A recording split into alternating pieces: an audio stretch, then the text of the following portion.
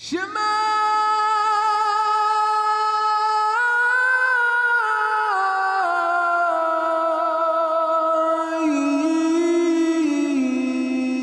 Israel. Hope you enjoy this next study. My name's Dee. This is my wife, Millie. So if you like what you see, subscribe and hit the notification bell. And if you wish to reach out to us, you can email us at devotedtoyah@gmail.com.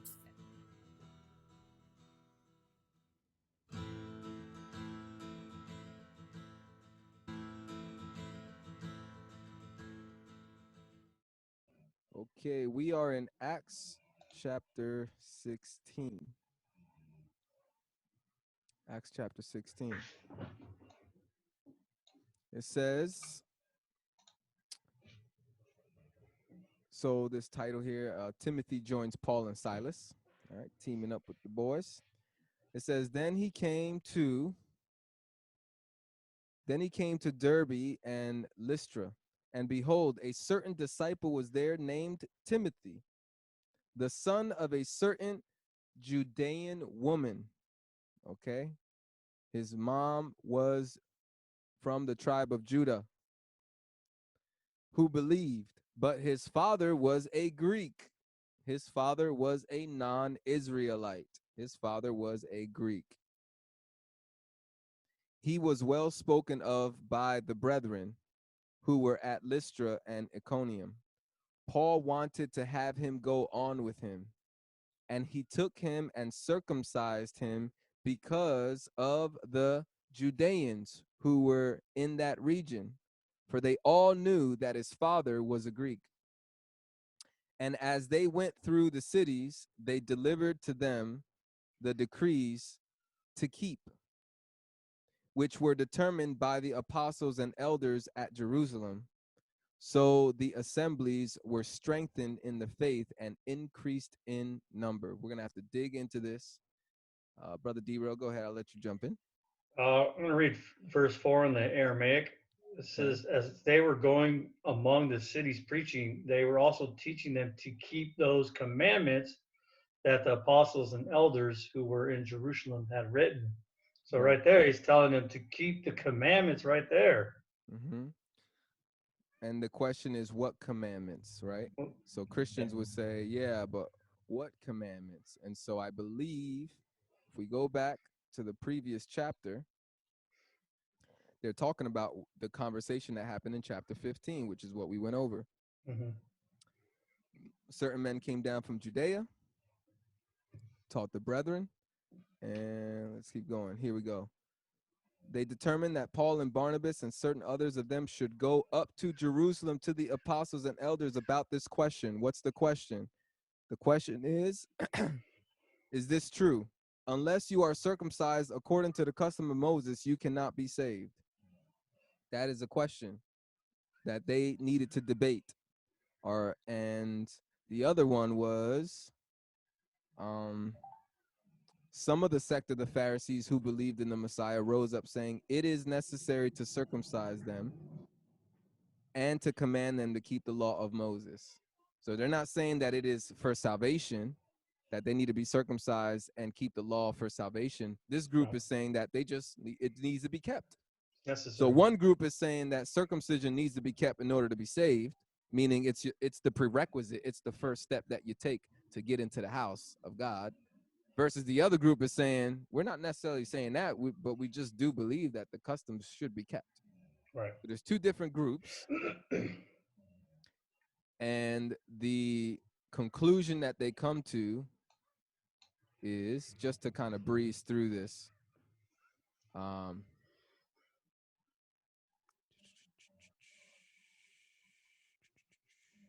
where's the first part? Right here, verse 18. So, known to God from eternity are all his works. Therefore, I judge that we should not trouble those from among the Gentiles who are turning to God. Turning to God is a process, okay? Faith. Which we're all turning to God, okay? We're all conforming our lives daily. We're all, constantly crucifying the flesh and building new habits, learning what sin is. Verse 20, but that we write to them to abstain from things polluted from idols, stay away from idolatry and things related to it, from sexual immorality, so fornication, sex outside of marriage, pornography, bestiality, homosexuality, adultery, all of that. From things strangled, here Christianity don't like talking on this. I've never heard any Christian preaching about this from the pulpit. From things strangled, eating animals who have been beaten to death, Yeah. haven't even been killed with some decency, and to abstain from blood. So no drinking, no eating blood. Verse 21 is what a lot of Christians like to ignore. It says, why? For Moses has had throughout many generations those who preach him in every city, being read in the synagogues every Sabbath. Christians like to interpret this the way that feels comfortable for them. They interpret it their own way to keep their false doctrine that the law's been abolished and done away with.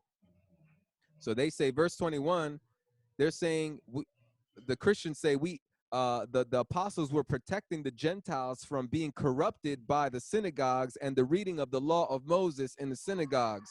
So it was important that the apostles write this letter for the Gentiles to protect them from being corrupted by the synagogues and the teaching of the law of Moses. That's how I heard a pastor explain it one time. That is definitely a lie. Yeah. That is definitely a lie. Why is it a lie? It's very easy. I'm just doing a recap because it's important to get context before we move on to chapter 16. We got to know what they're talking about because they mentioned Jerusalem and the council that happened at Jerusalem. But I'm gonna go here, Matthew 23. This is this is all you need right here to know if whether or not the law of Moses has been done away with,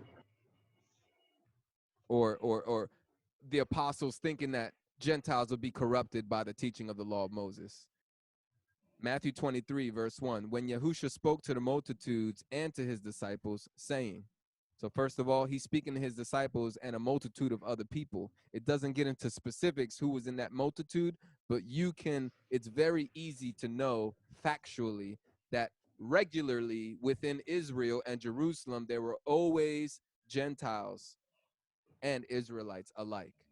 There are Roman soldiers there. There's Greeks around. There's Gentiles who go to the temple and the synagogues. That was normal. So you can expect in the multitude, out in the crowd, that there is a mix of people, both Israelites and non-Israelites. And And what does elders Yahusha too. say? In verse 2, it says, Yahusha said, the scribes and the Pharisees sit in the seat of Moses. The seat of Moses is a chair that was in the synagogues where the teachers of the law of Moses sat. So what is their responsibility when they sit in that chair? Their job is to read the law, the Old Testament, the law and the prophets, and to expound upon it and teach the people. The Messiah, Yahusha, said, therefore, whatever they tell you to observe, that observe and do. And I think your Aramaic is way better in this, Brother D-Rail, if you want to pull that up. But I'll give the explanation here first, and then I'll let you read that because I think the Aramaic is much better. But Yahusha is not telling his disciples and a multitude of people to follow doctrines and traditions of men which come from Judaism, okay? They're laws, they're additional laws that don't come from the Old Testament. So during that time, during the time of Messiah, they had what's called the Talmud, Talmudic teachings, and Jewish people still have it today. They have libraries and books of it, okay, of rabbis' teachings. And basically what it is a commentary, rabbis taking commandments of Yah and then adding fences. Basically, they're adding additional commands to protect you from breaking that command that's actually spoken of. So, for example, keep the Sabbath day. You shall not work. Don't make anybody else work. So the rabbis, in addition to that command, they say, what is work? Work is if you turn on a switch in your house. You know, work is, so they got all these different definitions of what they believe work is.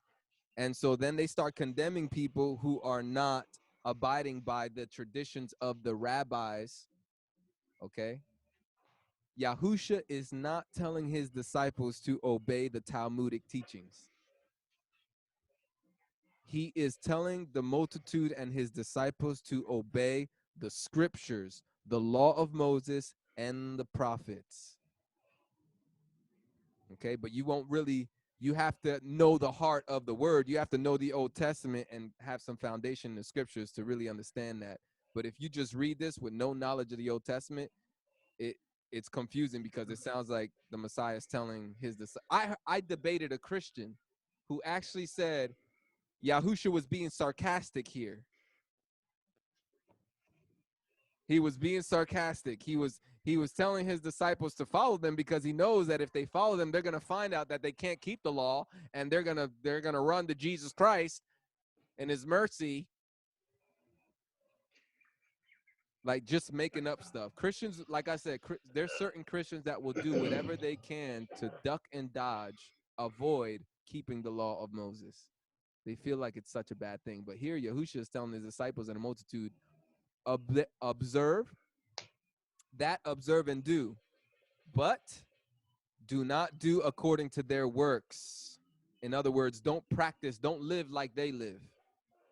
Listen to what they're teaching, because what they're teaching is supposed to be coming from the word of Yah, which at that time, the scriptures, there was no New Testament, there was no epistles, there was no gospel letters, there was only Yahusha preaching, and the scriptures that they had in the synagogues that the teachers were reading from was called the Torah and the prophets, which we know as the Old Testament today, which is more correctly should be said the older writings or the more ancient writings.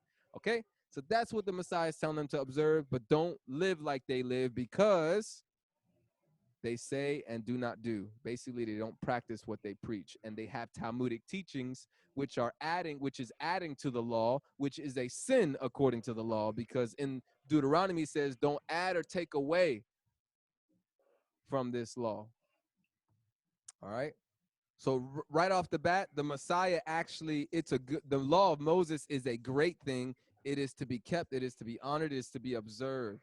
So contextually, and then I'll let D-Rail jump in here. Contextually, Acts chapter 15, when it's talking about,